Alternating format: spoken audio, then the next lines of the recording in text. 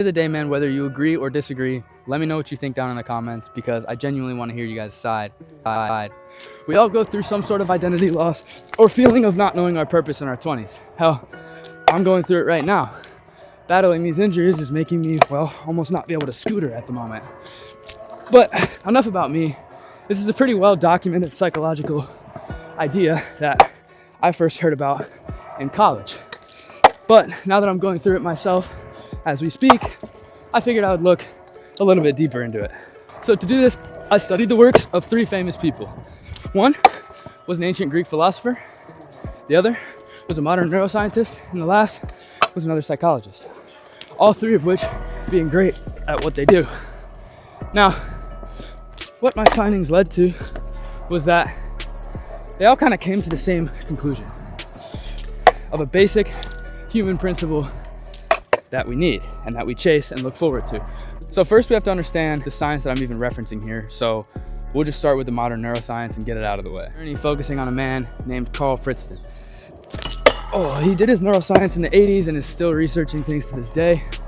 And he's legitimately known as one of the most cited researchers at all right now. So first, to understand the big picture, we must have some scientific backing, right? And that's where his research on perceptual illusions comes in. Oh boy. Now, perceptual illusions is pretty simple, right? Everyone has a blind spot in their vision, and your brain predicts it so well that it literally just fills it in. I'm sure we've all heard that before, but never thought much of it. Now, to add to this study, we can go ahead and look at his sensory deprivation studies. Now, that one is very interesting because it shows that when your senses are deprived, your brain fills them in. That's why in those big sensory deprivation rooms, people hallucinate. They hear things, they see things, because their brain wants them to. That's why they're seeing and hearing things that aren't really there. Now, that's pretty interesting, but there's more. Now, these 2 studies go to show that your brain isn't just interpreting the world as you see it. It's actually a prediction machine. And when that prediction is wrong, that's when your brain has to work hard. Now, unfortunately, that doesn't mean that you can just sit around and let the predictions be right, because, well, that's when life becomes dull. That's when life becomes boring. You need the alteration of routine, just like when I threw the random backflip. It ignited my brain a little bit. It made me think, made me lock in, because the same thing was getting boring in this bowl. See how that goes? Now that we understand the neuroscience, we can take a look at the psychology. And I'm not even going to try to say this dude's name because I just know that I'm going to butcher it. However, he spent years trying to figure out when humans feel the most alive. Now, this dude studied multiple cultures, religions, different types of people all across the globe. And what he found was pretty interesting. It all pointed towards the same thing. Humans feel the most alive when they reach flow state, which is quite literally what I just did on that bar rewind, because I never do them. That was dope. I quite literally just pulled that bar rewind out of my ass subconsciously. That was sick. I can't make this up. That's like literally exactly what that Hungarian dude was talking about. Was literally that exactly. That's when people feel the most alive. That's what his research concluded. Now, with that being said, what happens when it's taken away, right? That's what lands us on this Greek philosopher dude, but I forgot his name. So I'm gonna have to update on looking back, I feel like that explanation deserves a little more air, a little more room to breathe. So what he's talking about is essentially flow state. He's kind of the one who coined that term. He did it back in the 70s.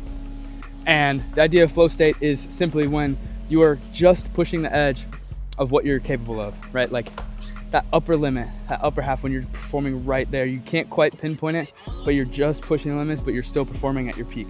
That's flow state. That's exactly what he's talking about. People reach it all the time, whether it's work that they enjoy, whether it's at the skate park, playing hockey, whatever the case may be. Flow state is like exactly what he's talking about, right? So what happens when you lose it? Well, that's where the Greek philosopher comes in, and that's exactly what I'm trying to figure out right now, because I'm cooked. My shit fried. So the philosopher that I'm referencing happens to go by the name of Albert Camus, and his ideas mainly revolved around what he called the absurd. And what the absurd is the gap between a human's natural need for feeling like they have a purpose And, well, the feeling of purpose that the universe actually gives us, which is none. So essentially this philosophy of the absurd, oh God, was backed by an old Greek fable about a dude, that went by the name of Sisyphus. Wow, that was terrible. And what Sisyphus did was essentially push a boulder up a hill, and it would just continuously roll down over and over and over and over and over. Right?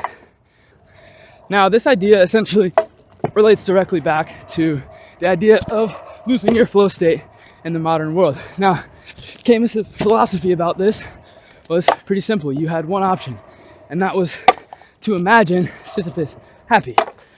But he was an atheist. Here's what I don't understand is the fact that his idea was that you have flow state, you push the rock, and you continuously lose it, right? Now, his idea was that when you do continuously lose it, you just have to imagine Sisyphus happy. And that doesn't make sense to me because the science is literally showing that people feel the most alive in their flow state, right? That's what you need. You need to push the boundaries a little bit and perform and slightly raise the ceiling. That's what I've always lived for on my scooter, right? That's what I always live for in the gym. And losing, like, my shoulder doesn't function properly in the gym. My knee is shot. I can, like, doing this is literally painful, right? But when you lose that, right, I can sit around and do nothing about it and imagine myself happy, as Camus would suggest. But that is beyond counterintuitive, especially now that we have science to prove that the flow state is what a human soul desires, right? Why would you imagine yourself happy without the thing that the soul desires? That just does not check out. It doesn't make sense. Because then if you can imagine yourself happy without the flow state, what is the need of having the flow state? Why do humans crave it? What is the point? There isn't one. And that genuinely causes, like, depression. Like, that is literally the entire, like, framework of depression, that there's no purpose and there's no other option. You have no choice but to, you know, that's bad. Why? So if you go by that philosophy, then you're literally just sending yourself in depression for no reason. That leaves you with one other option: religion. And the thing about this is Camus would always say that religion is a philosophical suicide. And quite frankly, I directly disagree. That does not check out. As a matter of fact, it is a philosophical framework, and it's also just so happens to be the truth in the way. Follow Jesus. But I'm not going to push that on you. You have to come to that on your own accord. I'm just not going to do that. That's not what I'm here to do. But what I am here to do is map it out a little bit. And you can follow the map to wherever you please, but I'm making a map. So relating back to my life, as I can't really scooter at my potential, I can't really hit flow state on a scooter, or at least where my ceiling used to be. Same with the gym. I can't hit flow state in the gym. I literally just can't. My tendons will let me, right? Here's the thing, right? That leaves me with two options. Submit to what Camus talked about and essentially give up and just be like, fuck it. Like, you know, I'm happy not in flow state. No, I'm not. Or give my life up to Jesus and trust in him that he will allow me to get back to a better flow state. I can adapt, I can discover new things, and I can actually use my life for a purpose, right? And here's what I'm coming to realize is that I always just wanted to scooter as much, like, it'd be the best scooter rider, or the best hockey player, or the most jacked like whatever, right? Like all these physical traits. I just wanted to literally be the best at a physical trait. That was like my entire life. Now, sometimes the traits would change between skateboard, scooter, hockey, parkour, right?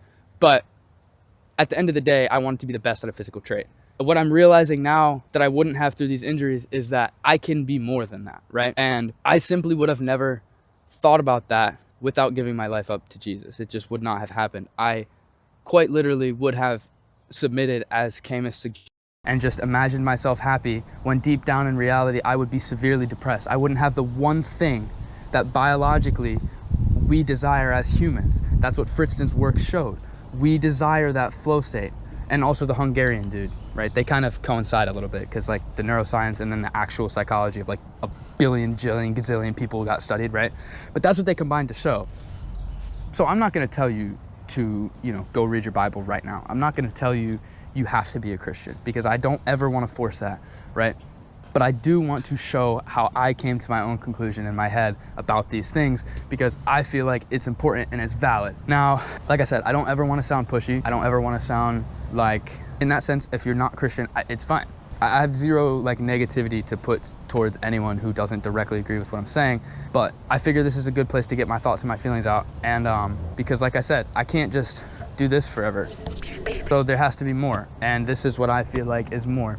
I want to bridge this gap a little bit between the and like the dome piece a little bit. You know what I'm saying?